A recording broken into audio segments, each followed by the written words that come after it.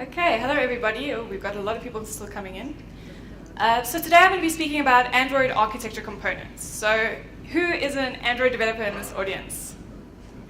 Okay, quite a lot of people. Everyone else just looking for somewhere to sit? No? Okay, well today I'm going to be speaking about architecture components and how you can write tests for your Android app. Okay, who's been writing tests, unit tests or automation tests for their apps? Oh, quite a few people. Okay, that's good. So hopefully by the end of this, everyone will at least know how to write tests and write code in a way that makes your code testable. Okay, so it's one step having tests in your code, but actually writing code that is testable is actually quite difficult. So for those that don't know who I am, my name is Rebecca Franks, and you can find me on the internet pretty much everywhere with the handle Rigaroo.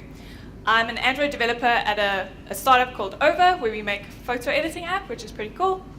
And I'm also what we call a Google Developer Expert for Android. So you can ask me anything about Android, and I'm obliged to help everyone. Okay, so what are the Android architecture components? So basically, the architecture components are a bunch of best practice guidelines that the Google team released at Google I/O 2017. So typically in the past, when you were doing Android development, you would just Google how to do something. So you'd say, how to do networking in Android, and you would land on the Google developers page, and it would say, all right, copy all this boilerplate code into your activity, and you're done, and you've got a working app. And everyone was happy. They put all their code in the activities, and you ended up with like really, really massive activity files. So a lot of people were requesting this guidance from Google to say, please, like, tell us how to write our Android apps in a way that we can write tests for as well. So this is their sort of answer to that question of how to write Android apps. And now the APIs that they've given are very powerful APIs that are extremely testable. So we'll see this when we start writing our code that we're going to write today. And we'll see how testable these APIs are when we start to use them. They also aim to improve your app quality. So a lot of the issues that people were having before by just putting all your code into your activity files or in your service files, this sort of aims and moves your code away from that, and it makes your app a lot easier to read as well as to maintain. They also address a lot of common issues with Android development apps. So has anyone run into an illegal state exception? Yeah, a lot of people. Okay, so that one happens quite a lot with Android development, and the architecture components aim to reduce that kind of error from happening. So we'll see how we can use a view model to avoid doing that kind of exception. So what are included in the components? So there's a bunch of different components. We're not going to go through all of them today because there's a lot of them. But basically the two that we're going to look at today is Room and view models. So Room is our SQLite object mapping library, and view models is the answer to your rotation issues and your illegal state exceptions. We also get live data, which provides for like a slimmed down version of RxJava. And you get the lifecycle library as well. So that provides some nice ways to move out code that heavily relies on the Android lifecycle. So you can move it out of your activity files and into these sort of lifecycle classes. But unfortunately, we won't have time to cover all of that today. And quite interestingly, the newest one that they've released is called the paging library. So have you ever tried to do infinite scroll on an Android app? That is actually quite difficult to implement. So the paging library addresses that issue of making code that is reusable and like a data source that can be automatically refreshed. So that's the paging library. But like I mentioned, we're just going to be covering Room and the view models. Okay, so let's talk a little bit about architecting an Android app. Who here has got some kind of architectural pattern that they use in their apps? Okay, so probably you're using something like MVP, maybe? Yeah, I see a few head nods. So with the architecture components, they're not specifically prescribing a certain way in which you should do your app, but they are advising that MVVM is sort of the way that you should go if you don't know what your pattern should be. So in this example that we're doing today, we're going to be looking at an app that I've built and that you can find online. It's all open source. So this app is just a simple date countdown app. So what you do is you have a list of events, of dates that you want to count down to, and you can enter in a new event. So you can say, okay, Rebecca's birthday is on a certain date. I'm going to select this date, and I want to know how many days until that date. Very simple, not much going on.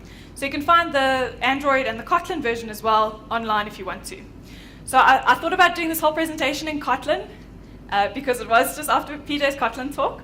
But I thought that was another barrier to entry, so today we'll be running in Java, so you can all breathe a little sigh of relief for today. Okay, so let's talk a little bit about MVVM and what this means in terms of an Android perspective. So MVVM is not a new concept. It's not an Android concept. It's been around for many, many years.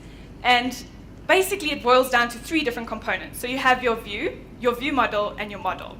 Okay, pretty simple. So your view is basically your activities or fragments that you have in your app. Your view model is where you would store data that is related to your view, and your view sort of observes data from your view model. Okay? And then you have your model layer, and your model layer is basically where you put like most of your business logic and most of the interactions with different things. So we can see now in our model is what will be interacting with either like a retrofit API, if you're going to be talking to the internet in some way, which you probably are, or if you want to be talking to a room database, which we'll get into shortly. So your room database just wraps around a SQLite database, and your model is typically what's going to be interacting with these other layers that you know of. So the benefit of using MVVM is that your view, when you display an activity or a fragment to someone, it doesn't actually know where that data came from. Did it come from the internet? I don't know. Did it come from a database? Don't know. It doesn't actually matter to the view, and it shouldn't, because the view should be very slim and not know exactly where it's getting its data from. The model is concerned with how that works. Okay, so let's look a little bit at how we can implement the room database in our app. So like I mentioned, room is a SQLite object mapper, and basically it avoids you from writing really horrible SQL statements and using cursors and converting from a cursor to an object. So in this example, I have the event object that we're going to be using in that app that we saw. And all I need to do in order to make it usable by room is annotate it with the annotation @entity, okay? And give it the table name of this class that we're going to be creating. And in this event object, I just have a name and a date and an ID that is automatically generated. So pretty simple. This would look a lot nicer in Kotlin. I encourage you to go check out the Kotlin example as well. The next step that we need to do is we need to create a DAO. So a DAO is a data access object, and that provides the layer between our database and getting us the actual objects out from the database. So I can define, it's very similar to using retrofit. So if you've used retrofit before, you'll see this is very similar. But basically you define an interface with no implementation, and you annotate it with certain things that you want it to do. So the first one, for example, we annotate with @insert. And that is just going to say, okay, this is the insert statement, or insert these items into the database. So you don't need to actually write the SQL to do that. Room will generate all of that for you. The same thing for the next one. So the next one is the get events call. So that one returns a list of live data events. And you can think of that as observable, basically that emits items when this changes. So whenever data gets inserted into my database and I'm listening to the get events call, I will automatically receive updates on that item. So it's super powerful as well. So you can see here I've got an @query annotation, and that we can then put in any SQL that we want. Okay, so some people are like, oh, SQL. I know, it's not too bad though, from what I can see. And the nice part about Android Studio is that it actually compiles the SQL and tells you it won't compile your app if your SQL is wrong. So that's pretty cool. Okay, so we've created our DAO. The next thing that we need to do is create a database. And all we need to do for this is we create an abstract class, and we call it, in this case, we're calling it event database. And we're going to extend from the room database, and that's built into the Android architecture components. And here, what we do is we provide those DAO objects or interfaces that we created earlier. So in this case, I'm just providing the event DAO interface as an abstract function. And then what will happen at compile time is Room will go and look at all these things that are annotated, and it will generate all that boilerplate code for you. So you don't need to worry about doing any run SQL transactions or inserting things yourself. Room wraps all of that nicely for you. Okay, the next thing that we need to do for the database is we need to actually create an instance of it. So we've got the class. So now in order to create it, you could use any mechanism that you want, basically. But there is a built-in function that we do called room.databasebuilder, and we give it the type of the class that we're going to create, as well as the name of the database file. And that's it. And we say build. And that will give you access to a room instance, or a database instance. So interesting to note, you should probably make this a singleton. You can see I've got the singleton annotation on my class. I'm just using a framework called Dagger, but you could quite easily create a singleton yourself with a normal singleton design pattern if you wanted to. Okay, so that's it. Database covered. We've got data inserting into our database and getting it out quite easily. So let's talk a little bit about our model layer. So if we refer back to this diagram, we're now one step above where we were. So we've created the room database. So let's talk a little bit about the model or the repository. So your model basically follows the repository pattern, and you typically might name it something like event repository or login repository or something that gives it like information about what it's handling in that repository object. So what is a repository pattern, or what do you generally do in a repository? So you basically have your business logic in here, or any kind of caching mechanism that you may want to do. So it's plain Java or Kotlin objects. There's no Android dependencies inside here. So this is very key to creating an app that is testable, is to remove Android dependencies as far as possible, or wrap them in objects that can be tested in isolation. Okay, so this is what a typical event repository would look like. We have just a class that implements an interface, and the interface has just got these methods extracted. And in here, I've got reference to that event DAO object that we created earlier, so that room database object. And I've just got a constructor that takes in this event DAO object. And then what I've created now is this add event method. So this is what's going to be called on that screen where we click to add a new event to count down to. So you might notice something that's a bit strange here, which is the completable name. So completable is from RX Java. So the thing with Room is that you have to schedule stuff on on a background thread, basically. So they don't allow you to do database operations on a main thread. So there's many different ways to schedule things on different threads. Peter did cover these earlier in his Kotlin talk if you were around. But basically you can do an async task if you like it like that, or you can use RX Java, which is what I've used here, or you could use coroutines if you're using the new stuff in Kotlin.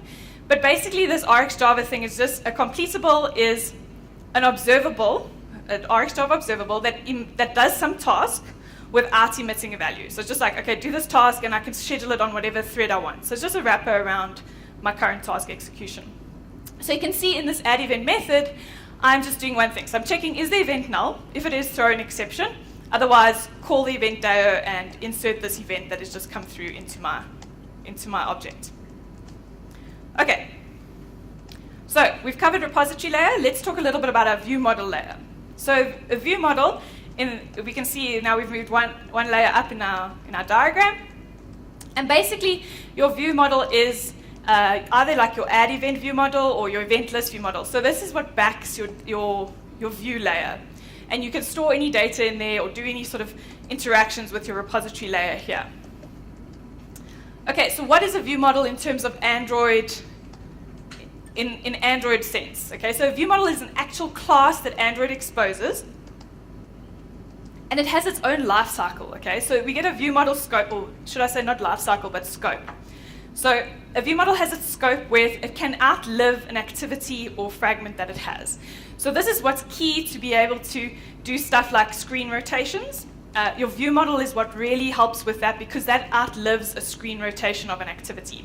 So typically, if you look at this diagram, we have an activity that starts, and then somebody goes and rotates the device, and then you hit your on pause, your on stop, your on destroy, and then it'll happen on create, on start again, right? So it recreates that whole activity object.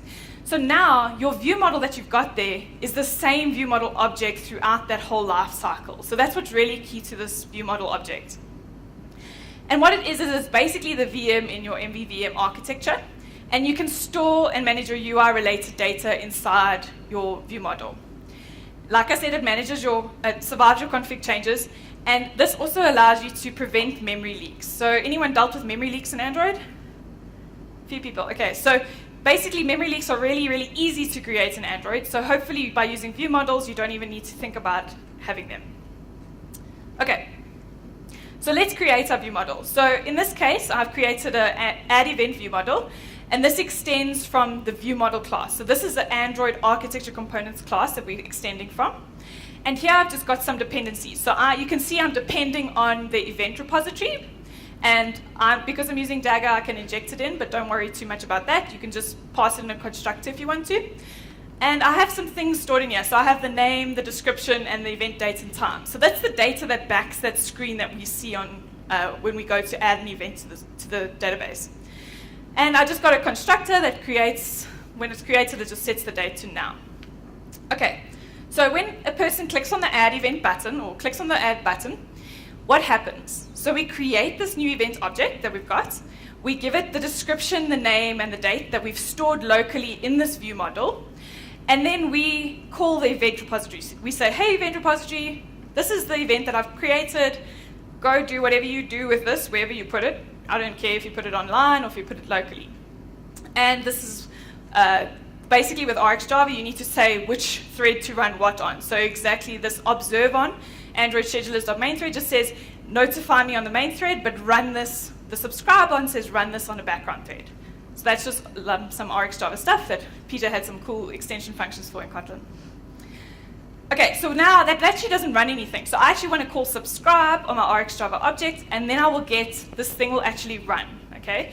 So when my event is added, I'll get notified in the onComplete method or in onError if there was an error adding it to the database.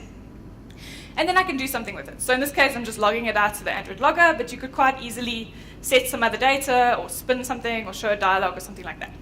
Okay, cool. So we've got our view model. Let's talk about a view. So this is probably the most familiar one for everyone, but this is the last layer in our whole MVVM diagram. And basically would be something like your add event fragment or your event list fragment, or an activity if you want to do. Okay, so let's talk a little bit about it. So I've got an add event fragment that extends from the Android support library fragments. Hopefully you're all using support library fragments.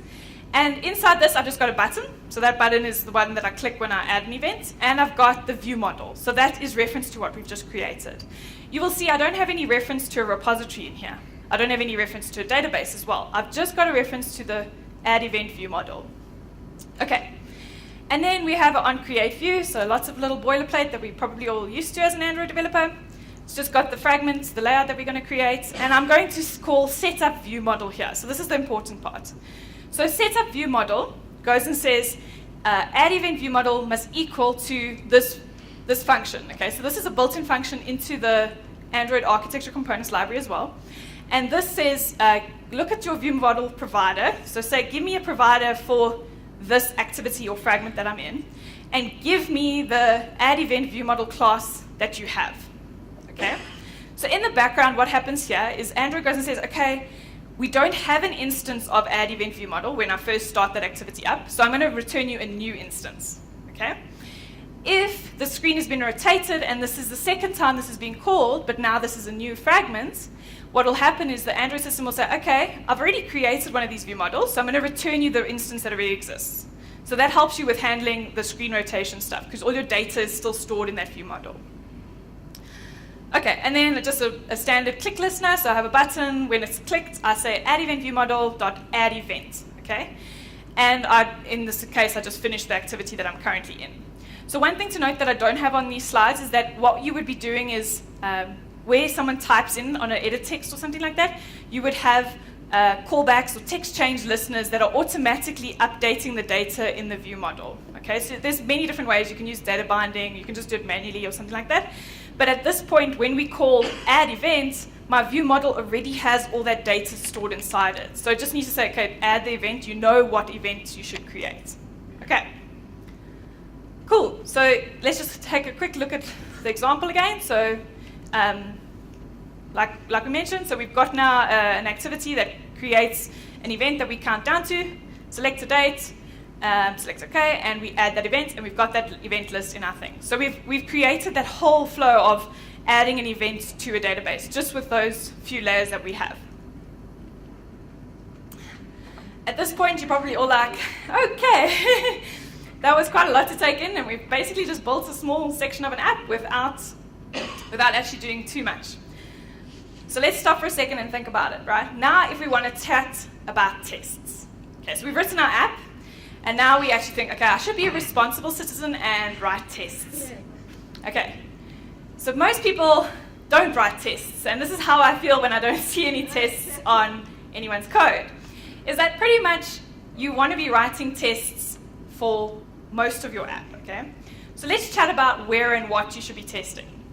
So in this view model diagram that we had before, the things that we want to be JUnit testing, and we'll get to what that means now, is the model and the view model, okay? What is key for this JUnit testing is that you do not have any Android dependencies inside your view model or your model. This can be very hard to achieve because a lot of the time it's easy just to pass an Android context down further down the layers without thinking about it, okay? But once you sort of adopt this thinking of, okay, my view model needs to be clean Java or clean Kotlin, I don't want to have any Android dependencies, your tests become a lot easier to write as well. Okay, so we write JUnit tests for those two layers, and we write what we call instrumentation tests for the view layer. So an instrumentation test is basically running on an Android device or emulator, okay? So it takes a lot longer. You can imagine how long it would take to boot up the emulator, run the code on there, get the results back, and then output that to you, okay? So you typically don't want to have too many instrumentation tests because they take a lot longer. So as much as possible, you should have as many JUnit tests as you can. Okay, so let me just emphasize that again. Abstract out as much Android logic as possible and write plenty of JUnit tests and not as many UI tests. So, testing pyramid. Woohoo! We can't have a testing talk without a testing pyramid, right? So basically what this is a bit different to some of the other testing pyramids that you might see, but at the bottom of our pyramid it says we should have as many unit tests as possible, and you can see there's a little laptop on it, so that means it's running on your device, and fewer integration and UI tests. They typically give us an estimation of saying 70% unit tests, 20% integration, and 10% UI tests, but it's totally up to you and what you want to do. Okay, so let's chat a little bit about JUnit tests. So JUnit tests run on the JVM, so they don't run on an Android device, and there's no Android dependencies. So you can't use a context, you can't use any view-related code, you can't say get me the string from resources or anything like that. So typically what you would do with JUnit is you would use Marketo, which is another tool, to mark out everything but the current class that you're testing, okay? So you want to be testing the repository layer and the repository layer alone. You don't want to be testing further into the view model or into the database or anything like that. You just want to test the repository. Okay, and that's typically located, if you had to create a new Android app from scratch, you would see that it creates this test folder. And that's where you would create any test that needs to run on your local device. Let's chat a little bit about instrumentation tests. So instrumentation tests, you get two types of them. So you get the Android unit test, which doesn't show any user interface, okay? It just runs on the phone, but there's no visible thing happening on the device. And you get the UI test, okay? So your UI test, you can actually see the phone booting up the application, and it's actually physically clicking on buttons and doing stuff, and you can see that outcome, okay? So typically you would write Android unit tests if you can't get away from having like a context object, maybe you're depending on some library that requires it or something like that. Then you would write a unit test for that, that object, but a UI test is like typically your sort of last level of defense that runs throughout like your whole app. And where are these tests located? These are located in the Android test folder when you create a new app, so you can run anything there that will run on a device. And the nice thing to note, or the thing to note about this, is that you probably want to do hardly any mocking in your Android tests, because you want it to be like sort of a full-blown integration test of saying, okay, like, let's make sure that this app is working exactly how we envisioned it. The one thing I do want to say is that you should be mocking out your server responses, okay? You don't want to have a test that depends on a server and the server being up and the server responding to your data or anything like that. And you also don't want to be affecting change on other systems, okay? So when you write your unit test or your UI test, if you're affecting change on another system, then you're probably doing something wrong. You need to take a little step back and say, okay, I'm interacting with a server here, but if the server goes down, my tests are failing, which I guess is good in a way, but you also affect change on that server, and you rely on that server having the correct logic. Okay, so maybe rather just mock out the server responses. Okay, so let's talk a little bit about how we're going to test our database queries. So looking back at this diagram, so we've written this whole app now using all those different layers. So what we're going to do now is we want to test our room database.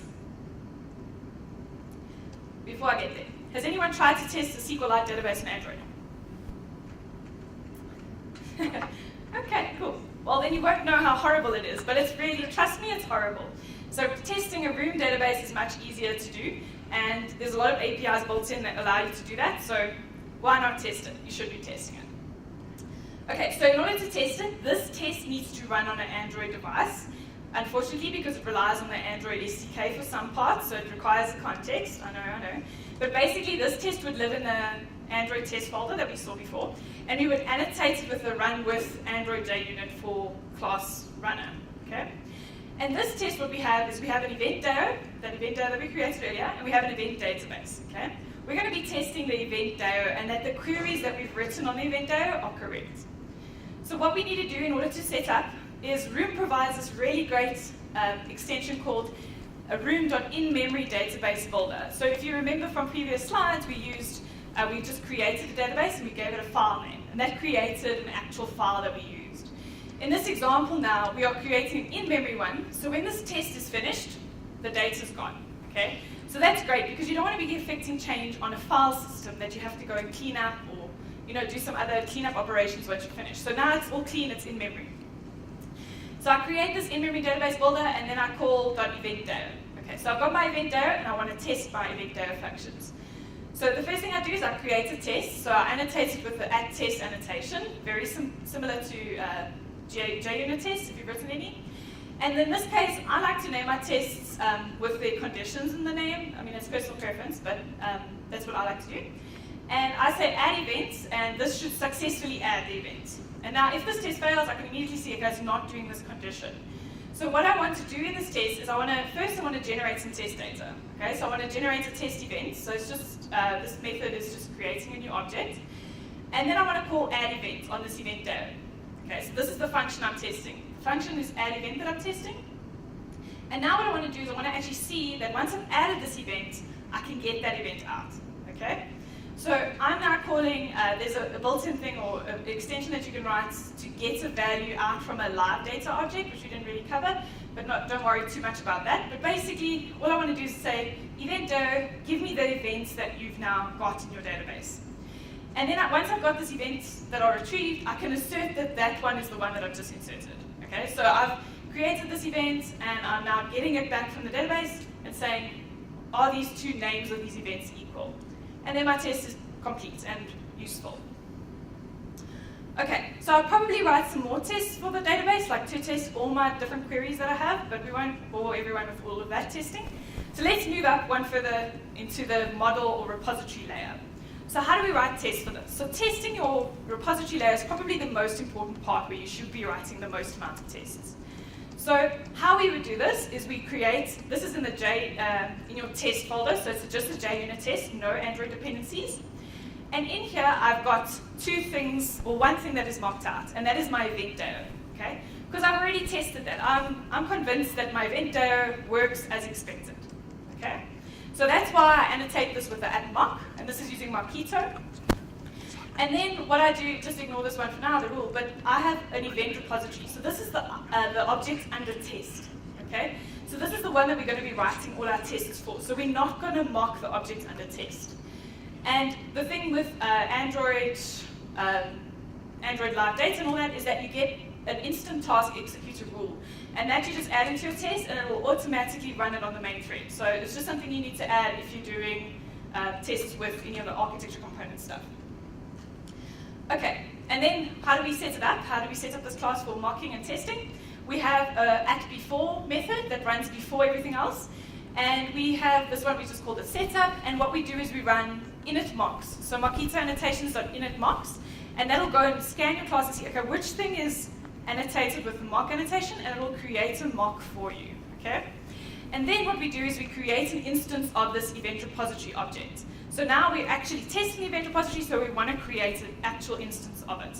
So we pass into the event repository the event DAO that is mocked out, okay? And now we can start to write tests for it. So if you remember back from when we looked at the event repository or created it, we had a method on there called add event. So it was just doing something simple at adding an event to the database, but we could do more complex things and then obviously test those complex flows and executions inside there. So this is the test that we're writing. It's very simple, this one, but trust me, if you want to add more logic, this is where you're going to be testing it. And this one is basically just saying, when I call add events, so creates a fake event first, so generates a fake event, and then call event repository, because this is the object under test, and pass in this event that we just created. And with Rx, you get these methods on it that allow you to test. So you just call .test and .onComplete, and that's a built-in Rx thing, so don't worry too much about it, but basically it just says test that this function completes. And then verify, so verify is I think also a Mockito thing, and basically you say verify that the event DAO object, the mock that we've got, was called with this event object that I've just created. Okay, so you're not actually verifying, you're not calling into the database and saying, give me that data that you've got. You're just saying, is this interaction with this event DAO correct? Okay. Cool, so we've tested the repository layer, so let's have a look at how we can test our view models. So we're one layer up now, so we're almost done. But basically now, what I need to do is, this is also just a JUnit test, so this doesn't live or run on a device. And I create a plain Java object called addEventViewModelTest. And the object that's under test is not mocked out, very similar to the repository one. But now I'm mocking out the repository. Okay? So I'm not mocking out the database, I'm not mocking out the DAO, I'm mocking the repository now because I'm one level further up. Okay? And I still have this instant task executor rule, which is the Android architecture components thing. And then I still, this is very similar to the repository test, so I have now a setup method that calls initMocks, and I create a new view model and addEventViewModel. I don't use the built-in Android way because it's just a unit test. It's not actually an integration test. And I set the event repository to this mocked out one that we've got here. Okay? Now, very similar to the repository test, I can call addEvent. So I'm saying, so the method under test is this middle line here, so addEventViewModel.addEvent. But basically, I'm setting up something before. So I'm saying when your event repository.addEvent is called with any parameters, so I don't care what you're passing in, just return that this function completes successfully. Okay, so you're telling the repository, mock out this response. I don't just mock that it completed successfully. But we could quite easily mock that it completed in a failed state. Okay, so that's where the real value comes in, is when you're testing all the different parts of execution. So I'm saying return this completable.complete event, and then we call the method on the view model. So we say, okay, addEventViewModel.addEvent. Okay, so I've called addEvent. So what do I want to check now? I want to check that the repository was called with the addEvent method, or the addEvent method on the repository was called. You can also do things such as making sure that other things weren't called if you want. So if you want to make sure that something definitely will not be called, you can say verify, never called, or there's a bunch of built-in functions that you can use to ensure that something doesn't happen if you also want that path. I could also probably extend this test to make it a bit better and make sure that the event that it calls here is the actual event that I'm adding. In this case, this test is probably not as useful because it's not checking any values that are being called on the repository. But nonetheless, we have some tests, and they are testing interactions with the other objects. Okay, cool. Let's talk a little bit about how we can test our view. So we've gone now through the whole layer. We've tested every single part of this. So we've got tests for our view model, and our room database. But now to write tests for our view. So this is where stuff gets a bit tricky, and it's a little bit harder to write and run. So we use a thing, or I use a thing called Espresso. So Espresso is a built-in Android library that is built by the Android team, and it gives you a basic formula for interacting with the UI on a user interface. So the first thing that you have is typically an onView with a view matcher that is called. So here you would say something like, on a view that has the text Rebecca, perform a click operation, okay? Or check that this view is displayed to the user. Okay, so you can do a whole bunch of things with Espresso. There's a whole cheat sheet online as well that I'm not going to go through because there's so many different interactions you can do, but you can do things such as swiping or scrolling up or scrolling down. There's a whole bunch of built-in things in Espresso that you can use that help you with your UI testing. Okay, so now how do I write a test for this? So I would create this file, or this class, inside my Android test folder because it needs to run on an Android device. Annotate it with the Android JUnit class, JUnit 4 class, and that just means it's going to run with that JUnit runner, okay? And there in Espresso we get this rule object. So this activity test rule object is basically what tells Espresso what activity to start up when it runs your app, okay? There's a couple of extra booleans that you can pass in to do certain things like automatically launch it or don't if you want to pass in some extra arguments. but that is basically the activity test rule tells your device what activity to boot up. And in here, I've got an add event view model. Okay, so my add event view model is the item that I'm going to be mocking out. Okay, I could also mock out just the database and make sure that every single interaction with the whole flow happens. But in this case, I've decided to just mock out the view model for now. It's totally up to you what you want to be testing in this test. So I've got in my setup method at before, I'm setting up and saying mock this add event view model. Okay, and then to actually test that add event method, I create a test, annotated with the add test, and I'm saying, okay, this is going to be for adding an event. And I'm going to mock out this view model response. So I'm saying when event view model.get event date and time, just return now, just for my own sake. I could probably have better dates and more tests to handle different dates as well.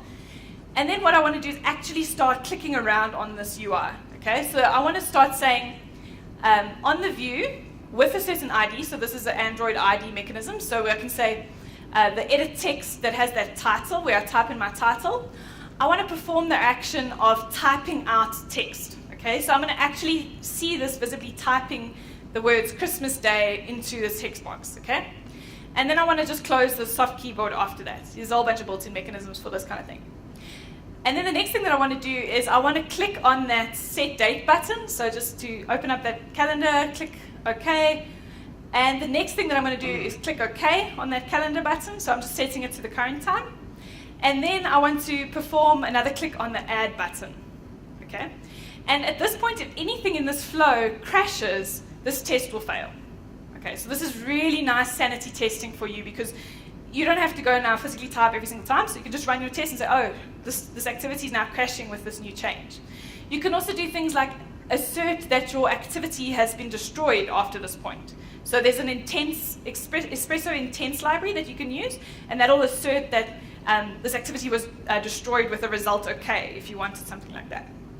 But yeah, that's a basic test. So it tests that I'm typing in Christmas Day and some other stuff, clicks OK on a few buttons, and clicks add. So it clicks add on the event. So let's have a look at how this will actually run and work on a device. So in my project, I've got the UI events folder, and I would just go right click on that, and I can say run the tests, and it'll ask me which device. I can say OK, and then you'll start to see all your tests start running as per normal. But now you can see it actually happening on the device. So you can watch this physical test happen and see the different assertions that are happening as you go. So now we've covered all the different layers that we have in our Android app, and we've got tests on every single thing.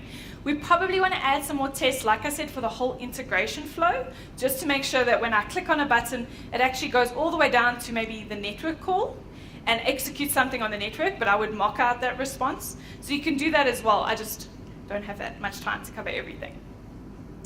Okay, so what about Android classes and static methods? So this is a question I get asked quite a lot, or people come to me and they're like, I don't know how to test this, it's so difficult to test. So typically something like your context that gives you strings or shared preferences that may be hard to test. I like to, what we call wrap those items in what I call provider objects. Okay, so in this case, my repository layer, if it needs to talk to shared preferences, I have a shared preferences provider that I can unit test or Android test, and that wraps all the logic of shared preferences. Okay, and then my repository layer just talks to this provider, and it doesn't even know that that shared preferences has a context or something Android specific. So let's have a look at how we would do that. Yeah, so we would have Android unit tests for these two layers because they rely heavily on Android SDK or Android objects. So just a quick example of this. So in this case, I've got a resource provider, and it takes in a context as part of the constructor, and it stores reference to this. So generally storing reference to context is pretty bad, so try not to do it as much as possible. But in this case, if I wanted to get like a localized string from the device, I could then expose a method here called getString with a res ID, and I just then return it using that context object. And now when I have any tests, all I need to do is check that their interaction with the resource provider called this getString method, or I can mock that out quite easily without having any Android dependencies. Cool, and at this point, your team loves you, and you have full test coverage on your entire app. So in summary, what does the Android architecture components give you? So it gives you simplified code, okay? So we saw that now we have all these different layers in our architecture, and we can unit test and JUnit test and Android test our different layers of our architecture. It encourages clean code, because you can't, as soon as you start to put all these architectures in place, you know where certain things should go and where certain things shouldn't go. And we can then use UI test using Espresso, which we had a look at. And obviously, this also leads to less memory leaks and bugs, just because by inference, we're using these view model objects that automatically handle rotation and screen stuff like that, and the illegal state exceptions. We will get away from getting those issues if we start to use the Android architecture components. So I encourage you to have a look at the Android documentation. There's a really great guide to app architecture that you can read online. And if you just head to that link, developer.android.com/arc, you'll see there's a whole bunch of videos, talks, code labs, and a whole bunch of stuff that you can have a look at and try. So thank you very much.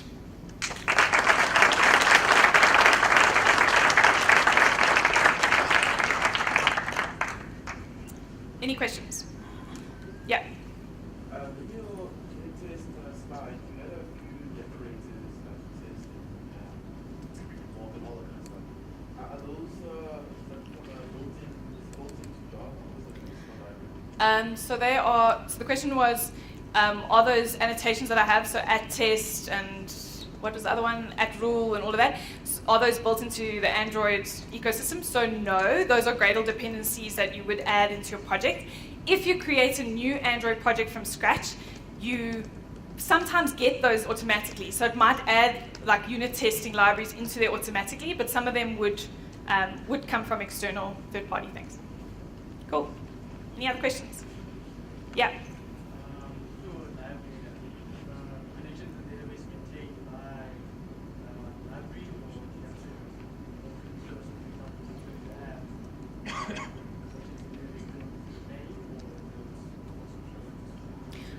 Okay, so the question is, with Room, does it automatically close and open up connections for you, or do you have to manually handle that? Is that right?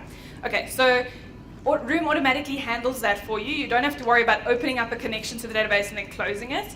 When you have, like, when you're calling get events and we've got that live data object, that is live, like the name implies, but that means that it is like a connection to the database that it's got open. So if someone else inserts something into the database, maybe on a background thread or something like that, that method will automatically get that updated data.